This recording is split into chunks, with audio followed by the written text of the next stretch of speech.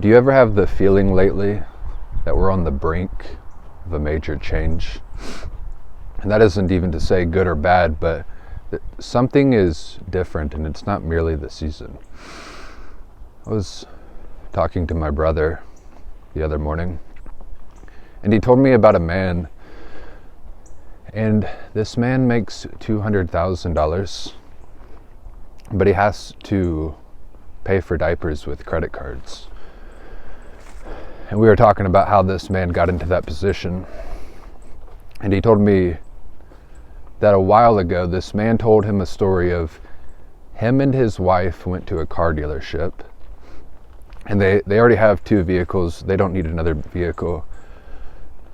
But there was a van that she wanted. And so they got the van right away. And it was a 20% interest rate. And it wasn't even that great of a van. And my brother asked the man, well, what did you like about it? Why did you get a vehicle with a 20% interest rate? And the man said, well, it had 4 TVs in the back.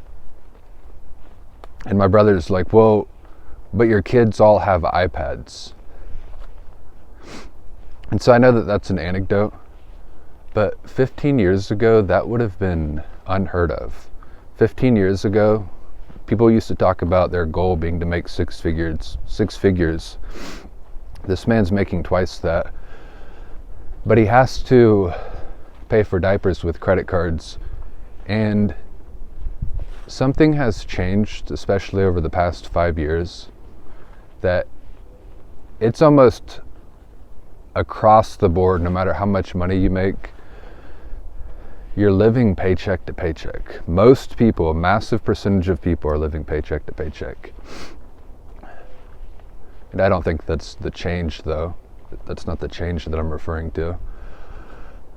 But that is a factor. And it's also funny that I remember, we'll just say 5 years ago, before 2020,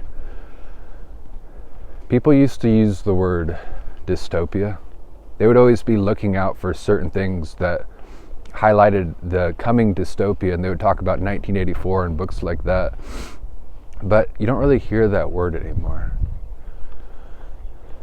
And I think part of it is, very well could be, is that we are in the dystopia right now. We are already there.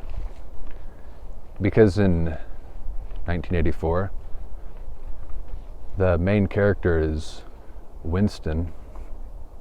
And Winston talks about how he describes his situation basically as what you would call cognitive dissonance. He's just very confused about everything that's happening in the world.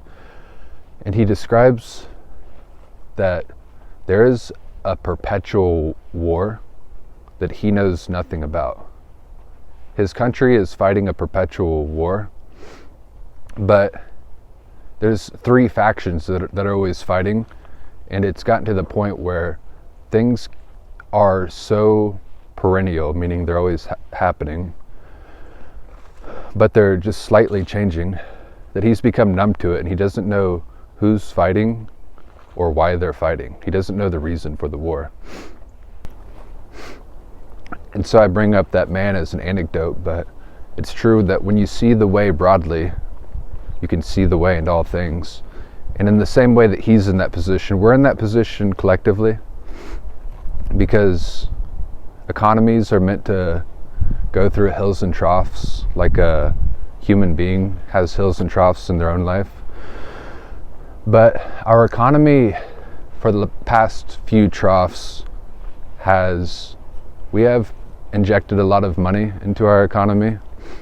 And every time something is close to going bad, we inject a lot of money. And it's similar to if there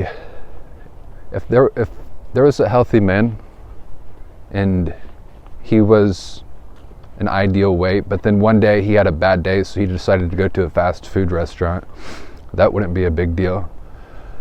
But then if he felt bad for going to the fast food restaurant and gorging, so the next day he does the same thing because he feels bad, and he just does that day after day after day.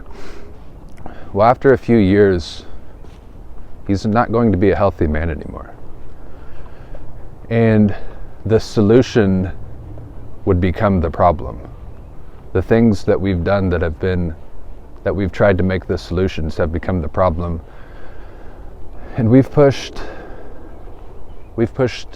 today's problems until tomorrow for quite a while. And I just think that the way we're headed is unsustainable. And I certainly don't talk about this to be negative, but more so because it's cathartic. It's cathartic for me, and I think it's cathartic for you to hear as well, because we have a feeling that there's something just not right. And if you say things like that, people will be like, well, get outside and touch grass and be around people. And it's like, there's nothing for me inside. I'm outside all of the time. And things are good on the surface, but it's like a eerie mundane.